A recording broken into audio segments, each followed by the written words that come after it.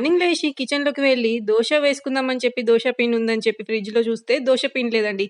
ఉందేమో అని చెప్పి రుబ్బడం మర్చిపోయాను. ఇగ ఇడ్లీ పిండి కూడా లేదండి. ఇగ ఇడ్లీ పిండి, దోస పిండి లేనప్పుడు ఇగ మనకున్న చాయిస్ అంటే ఉప్మానేనండి. ఉప్మాలో గోధుమ రవ్వ ఉప్మా గూడా చేసుకొని తినవచ్చు. కానీ రోజు గోధుమ రవ్వ ఉప్మా తినాలంటే బోర్ కొడతదిగా. అంటే రోజు ఏం తినకున్నా గానీ అప్పుడప్పుడు తినాలన్నా తినలేమండి గోధుమ రవ్వ ఉప్మా ఎక్కువ.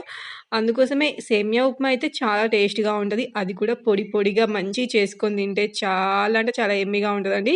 ఇగ సేమియా ఉప్మాని కూడా కొంచెం హెల్తీగా చేసుకొని తినాలని చెప్పి ఈరోజు కొంచెం హెల్తీగానే చేసుకున్నానండి సేమియా ఉప్మాని. అది కూడా మీకు చూపిస్తే మీరు కూడా చేసుకొని తింటారు కదా!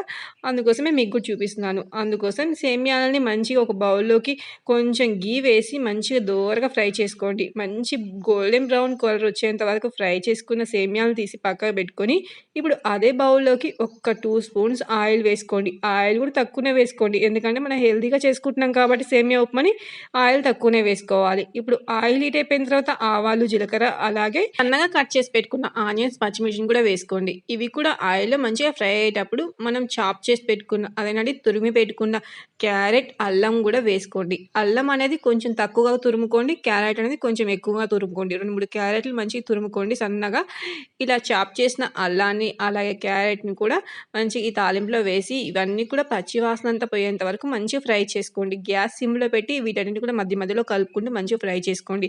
అలా ఫ్రై అయిపోయిన తర్వాత మనం సేమియా ఒక గ్లాస్ తీసుకుంటే గ్లాస్‌న్నర వాటర్ అనేది ఇలా వేసుకోవాలి. వాటర్ కూడా వేసిన తర్వాత అందులో తగినంత సాల్ట్ వేసి మంచిగా ఈ వాటర్‌ని బాగా మరిగించండి. వాటర్ బాగా మరిగిపోయిన తర్వాత ఇప్పుడు మనం ఫ్రై చేసి పెట్టుకున్న సేమియాల్ని ఆ వాటర్‌లో వేసి మంచిగా కలుపుకుంటూ సేమియా ఉప్మా అనేది మంచిగా వాటర్ అంతా కూడా ఇంకిపోయేంత వరకు ఉడికించుకోండి. ఇప్పుడు చూస్తే హెల్తీ అండ్ యమ్మీ పొడి పొడి సేమియా ఉప్మా రెడీ అయిపోయింది మరి.